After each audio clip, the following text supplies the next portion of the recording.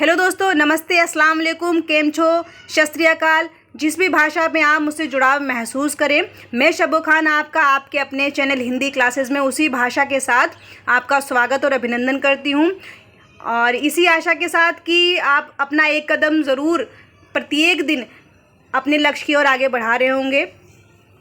और आज जैसा कि आप स्क्रीन पर देख रहे हैं, आज मैं आपके लिए प्रश्नोत्तरी श्रृंखला भाग 4 लेकर आई हूँ। इससे पहले मैं 3 भाग करा चुकी हूँ। अगर वो आपने नहीं देखे तो वीडियो की प्लेलिस्ट में जाएं, आप उनको देखें। आपको कुछ ना कुछ ज़रूर नया सीखने को मिलेगा, ये मेरा विश्वास है। और आप ज़रूर देखें इनको वीडियोज़ को।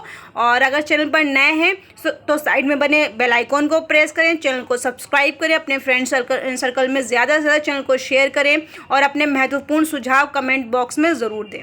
चलिए आगे बढ़ते हैं। हमारा पहला प्रश्न है, वज्रयान का शाब्दिक अर्थ क्या है? शून्य, महापरिनिर्वाण, स्वच्छ या सभी। तो वज्रयान का शाब्दिक अर्थ होता है शून्य। आगे देखें। अगला प्रश्न है, जनवादी लेखक संघ की स्थापना कब हुई? जनवादी लेखक संघ को जलेस के नाम से भी जाना जाता है। इसको जलेस के नाम से भी जाना जाता है, आप ध्यान रखें, इसे जलेस भी बोलते हैं। तो इसकी स्थापना कब हुई है? फरवरी 1982 दिल्ली, फरवरी 1982 बनारस, फरवरी 1982 कलकत्ता, फरवरी 1982 बंगाल। तो जलेस की स्थापना कब हुई है? फरवरी 1982 दिल्ली में। अगला प्रश्न देखें। हिंदी मॉडर्न लिटरेचर पुस्तक से संबंधित हैं। हिंदी मॉडर्न लिटरेचर पुस्तक किसकी है? लक्ष्मी सागर वार्ष्णेय, इंद्रनाथ मदान जी, अयोध्या सिंह उपाध्याय, हरिओं जी, या किसी की नहीं? तो यह किसकी पुस्तक है? इंद्रनाथ मदान जी की। अगला प्रश्न देखें। आक्रोश की भाषा का पहला सिद्ध सरहपा है या किसका कथन है? नगेंद्र जी, विश्वनाथ प्रसाद मिश्र, बच्चन जी, गणपति। तो यह किसका कथन है कि आक्रोश की भाषा का पहला सिद्ध सरहपा है? बच्चन सिंह। अगला प्रश्न देखें। अक्षर द्विकोपदेश रचना किसकी है? कुक्कुरपा, कन्हपा, डोम्बिपा या शबरपा। तो यह रचना किसकी है? अक्षर द्विकोपदेश डोम्बिपा की। अगला प्रश्न देखें। सरहपाद की रचना बोध गानो दोहा का संपादन किसने किया है? पहले तो याद रखें, सरहपाद है उनकी रचना कौन सी है? बोध गानो दोहा। और इसका संपादन किसने किया है? राहुल सांकृत्याय जी ने, राहुल सांकृत्याय ने। अगला प्रश्न देखें। नाथों के संबंध में असंगत कथन है। नाथों के संबंध में असंगत कथन है। नाथों के संबंध में नाथ निरीश्वरवादी थे, मूर्ति पूजा के बहुदेववाद के विरोधी थे, नाथ संप्रदाय की नींव डालने वाले जलंधर नाथ थे, नारी भोग साधना के विरोधी थे। तो आप ध्यान रखें, जो नाथ थे ये निरीश्वरवादी नहीं थे।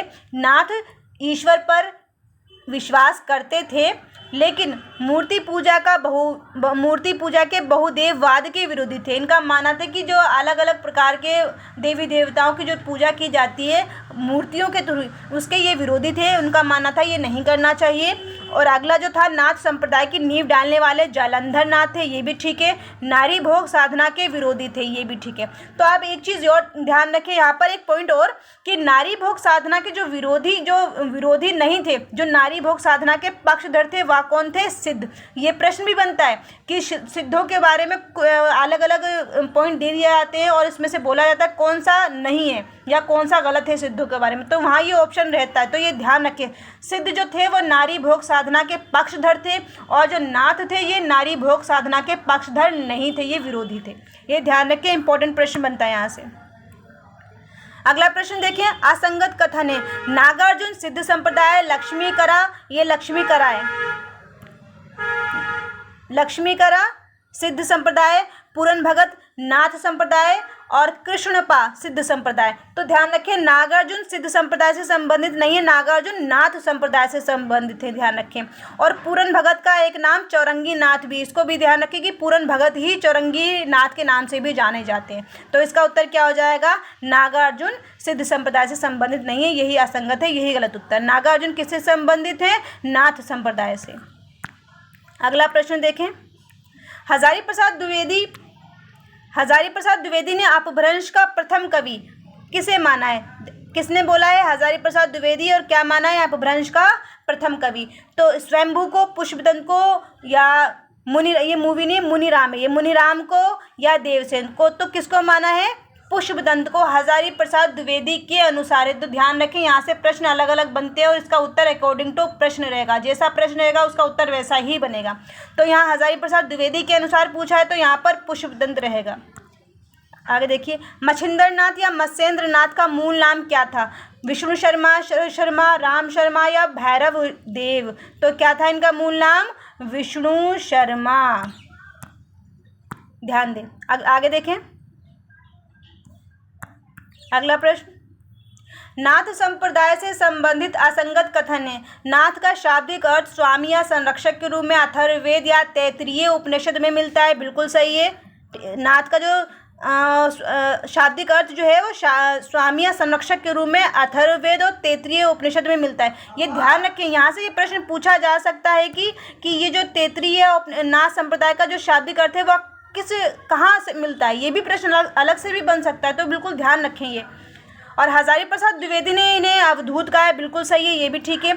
नारी भोग साधना के ये कारण सिद्ध, ये अलग हुए सिद्धों से। जैसा मैं अभी आपको बता चुकी हूँ, जो सिद्ध थे वो नारी भोग साधना के पक्षधर थे, लेकिन नाथ जो थे वो नारी भोग साधना के विरोधी थे, जिस कारण ये सिद्धों से अलग हुई। ये भी बिल्कुल ठीक है, ये भी ठीक है, ये भी ठीक है। तो बचा फोर्थ, इसका मतलब यही गलत है।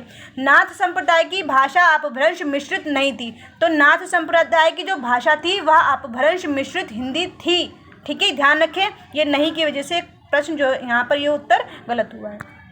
आगे देखें, कापालिक मत के प्रवर्तक थे जालंधरनाथ, मच्छिंद्रनाथ, आदिनाथ या गोरखनाथ? तो कापालिक मत के जो प्रवर्तक थे वह थे जालंधरनाथ। अपभ्रंश का प्रथम कवि किसे माना जाता है? अपभ्रंश का प्रथम कवि जो माना जाता है किसको? स्वयंभू को। आगे देखें, पंच पांडव चरित रास किसकी रचना है? विजयसेन सूरी, हेमचंद्र, शालिभद्र सूरी या कोई नहीं? तो पंच पांडव रास किसकी रचना है?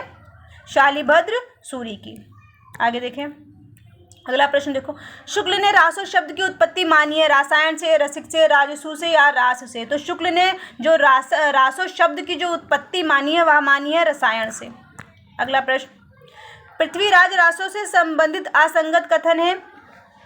पृथ्वीराज रासो जो है वह अर्ध प्रामाणिक महाकाव्य की श्रेणी में आता है। बिल्कुल ठीक है, यह आता है अर्ध प्रामाणिक महाकाव्य की श्रेणी में। रचयिता इसके चंद्रवरदाई है। बिल्कुल ठीक है, पृथ्वीराज रासो के रचयिता चंद्रवरदाई हैं। इसमें 69 सर्ग है, ये भी ठीक है। इसे सर्ग या समय बोला जाता है। ठीक है, इसको समय के नाम से भी आ सकता है प्रश्न कि पृथ्वीराज रासो में 69 समय है। ठीक है, कभी कभी पूछा जाता है कि इस पृथ्वीराज रासो में कितने समय हैं। ठीक है, इसमें जो कुल छंद जो है वो 16,306 हैं, ये भी ठीक है। यह महाकाव्य विकासशील महाकाव्य, ये महाकाल नहीं महाकाव्य है की श्रेणी में नहीं आता। ठीक है, तो ये गलत है कि यह महाकाव्य जो है विकासशील महाकाव्य की श्रेणी में आता है। ठीक है, ये वाला प्रश्न, ये वाला ऑप्शन गलत है। आगे देखें, पृथ्वीराज रासो को शुक्ल ने माना है प्रामाणिक, अप्रामाणिक, अर्धप्रमाणिक या कोई नहीं? तो शुक्ल ने पृथ्वीराज रासो को अप्रामाणिक माना है। अगला प्रश्न देखें, जैन धर्म के संस्थापक थे ऋषभदेव, महावीर स्वामी, गुरु नानक या मुनिराम? तो जैन धर्म के संस्थापक कौन थे? ऋषभदेव जैन धर्म के संस्थापक थे। आगे प्रश्न देखें,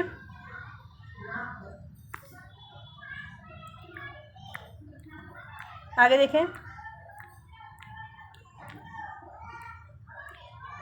किस रचना में 63 महापुरुषों के गुणों को बताया गया है?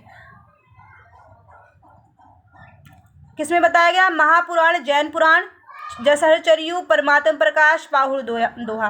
ठीक है, तो किसमें बताया गया है? महापुराण है, जैन पुराण। ठीक है, इसे 63 महापुरुष अलंकार के नाम से भी इस रचना को जाना जाता है। किसको? महापुराण है, जैन पुराण को 63 महापुरुष गुणालंकार के नाम से भी इसको जाना जाता है।